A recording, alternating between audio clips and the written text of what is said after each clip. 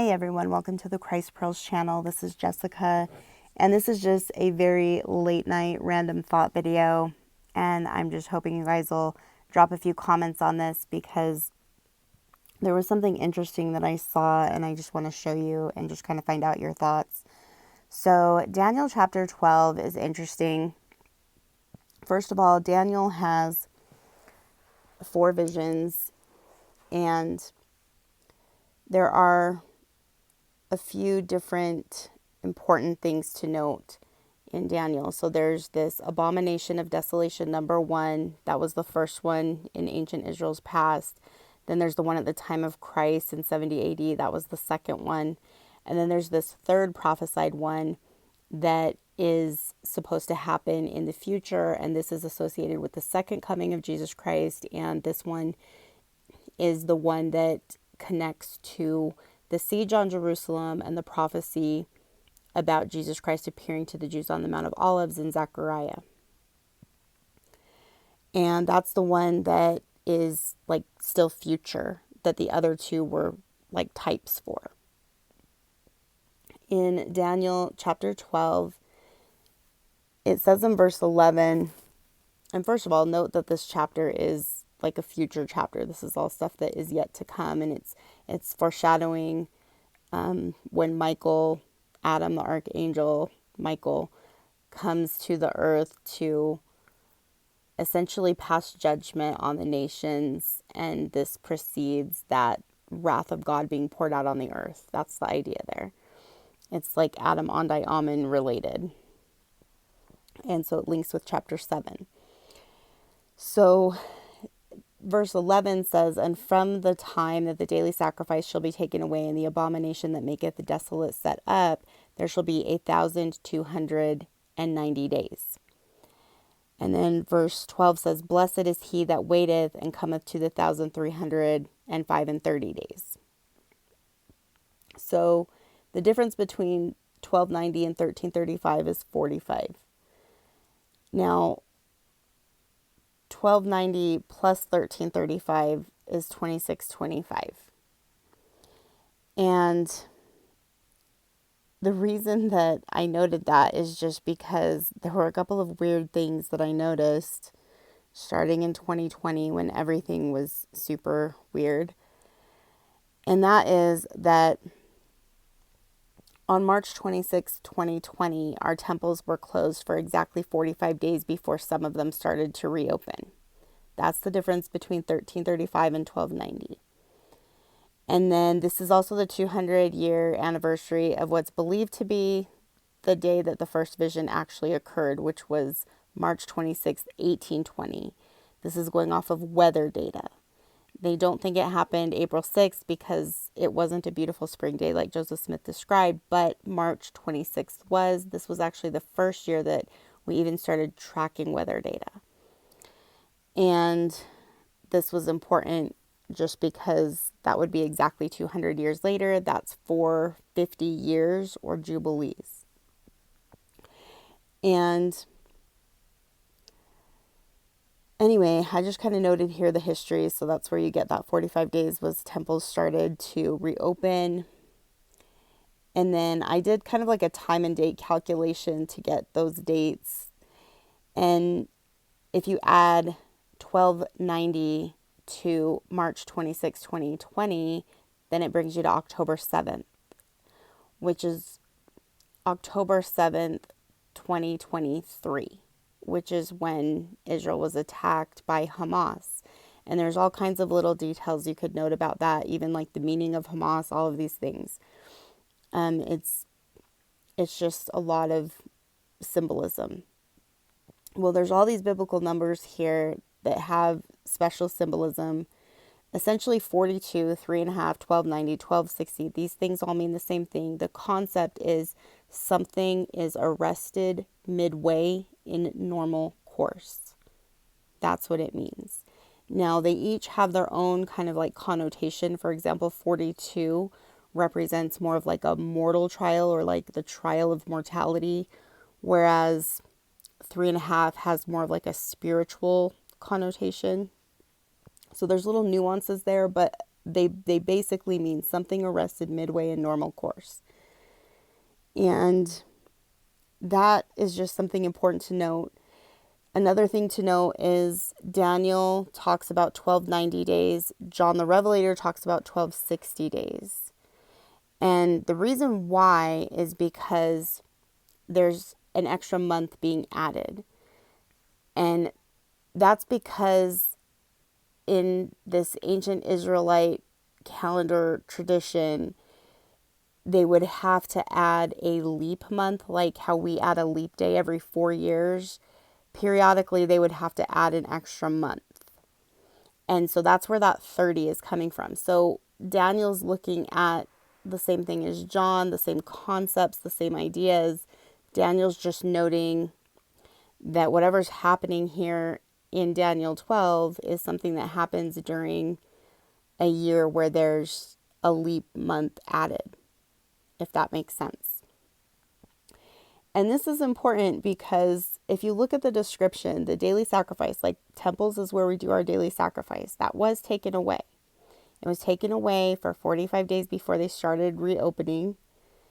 And if you add that 1290 to that date, that brings you to October 7th, 2023, which is when there's this attack that happens. And then it says, and from the time that the daily sacrifice shall be taken away and the abomination that maketh desolate set up, there shall be 1,290 days. And that's how many days it was. So the question is, was October 7th the setup of this future prophesied event? And then it says, blessed is he that waiteth and cometh to the 1,305 and 30 days. So 1335. So if you add that 1335 to October 7th, this is going to take you to a future day, which is June 3rd, 2027. That's Jerusalem Day. This is like an Independence Day, like our Independence Day in America. It's kind of like that. And so there's a concept there of like freedom, liberation associated with that date. So now 2027 is going to be the 200-year anniversary from the time that Joseph Smith receives the plates. I mean, we have so many church history bicentennials coming up right now. It's like pretty much every year there's something. So just between now and 2034, like Gary E. Stevenson said, this is going to be a decade never to be forgotten because of all these milestones that are coming up. And I have to say that I feel like the reason why this matters to me is just because it seems like there's some symbolism happening here that tells me that the Lord is mindful of these important events in our church. Like this covenant was renewed and restored beginning with the first vision in 1820.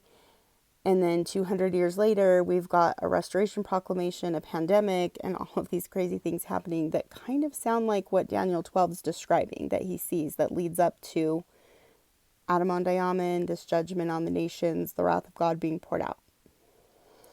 So another thing that I thought was really interesting, if you go over to Troy's channel on the last dispensation, he did a video with a guy who was talking about jubilees in Leviticus 25, and he was explaining a theory that he has.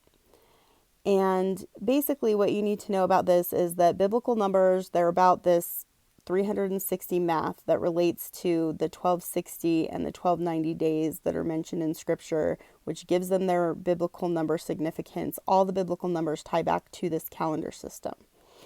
And if you have like 42 months for a 3.5 year period, it's 1260 days. But in order to make the 360 math work with our longer solar year schedule, at the end of the 6th, the 12th, the 18th, the 24th, the 30th, the 36th, and the 39th year of a 40-year generation, they'd have to add a month.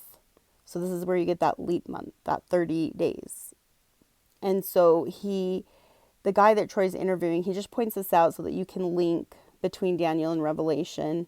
And you may already know this. A lot of people who study this kind of thing know this already. This is something that I was aware of. But he has this other view that I thought was interesting. And what it is that he's a Nazarene man, so he says he identifies with Judaism, but he also recognizes Jesus Christ as the Messiah that the Jews missed. This is kind of a unique perspective. He has this theory that 2030 could be exactly 2,000 years since Christ was crucified and resurrected. So instead of it being 2033, he's thinking 2030, that our calendar may be a few years off.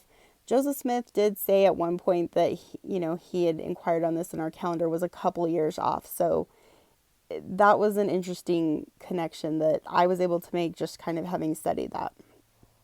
And he's saying that based on a couple of theories, we could either be in the 70th Jubilee. The way he's doing that is he's going from the time of the flood, which is when there was a really like a great reset. So from the time of the first great reset forward, not going off of the days of Moses, but before that, he feels like we could be in the 70th Jubilee from there. And if not, it could be the 68th. He had a couple of different ways that he calculated that. If it's the 68th, then we're still like 100 years away, because you still have like, 2 more 50-year periods to get through. But if we were in the 70th, then that would put the end of this time frame at 2030, and it points to Christ being crucified and resurrected in the year 30 AD instead of 33. So anyway, this is just his theory. And if that's the case, then let's just say it is. Let's entertain that for a second. Then that would mean that 2029 was the 39th year where there was a extra 30-day or month added. 2026 would be the 36th, and 2020 would be the 30th of a 40-year generation for this Jubilee period. And what's important to me about that is that means that 1290 makes sense that it would apply in the year 2020, because if he's right about that theory, then 2020 would be the year that it should be a leap month year. So there should be 1290 in that time frame as opposed to 1260 in that time frame, if that makes sense. So that was like an extra data point for me on this kind of 2030 to 2034 timeline of important events. Now, a lot of people look at that and they're like, oh, the second coming is going to happen in 2030 or 2034. I don't know if that's what it means, but it does seem to indicate that the Lord is paying attention to these important bicentennials that are happening in the church. And going along with what Elder Stevenson said, it just makes sense that the Lord is mindful of this and that this ties back to an ancient tradition with his covenant people of the past. And so that's kind of what was standing out to me. And then I just want to point out some dates. So like I did a video on the book of Revelation, chapter 6, verse 12, where it starts talking about the sixth seal opening and this restoration period. And there's just a lot of really interesting events that have actually happened in history that do sound like it fits that description, and that would point to the restoration being that specific passage that it's being talked about in Revelation. So for example, there's some earthquakes, there's eclipses, there's that New Madrid earthquake that was like the biggest one in the United States history that actually made the Missouri River flow backwards. There's this comet that happened that was Napoleon's comet. There's some annular eclipses. There was like a series of 7 eclipses that happened over a period of time. There was in 1815, and this is pretty significant, this was even mentioned in the book Saints Volume 1 for church history, that narrative story.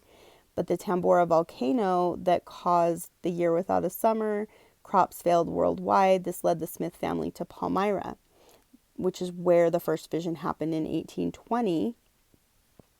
And then 1827, Joseph Smith receives the plates from Moroni on a Jewish feast day, the Feast of Trumpets. And Heber C. Kimball noted that he saw at that time, the night of September 22nd, 1827, the woman in the sky sign. Well, we saw that again in 2017.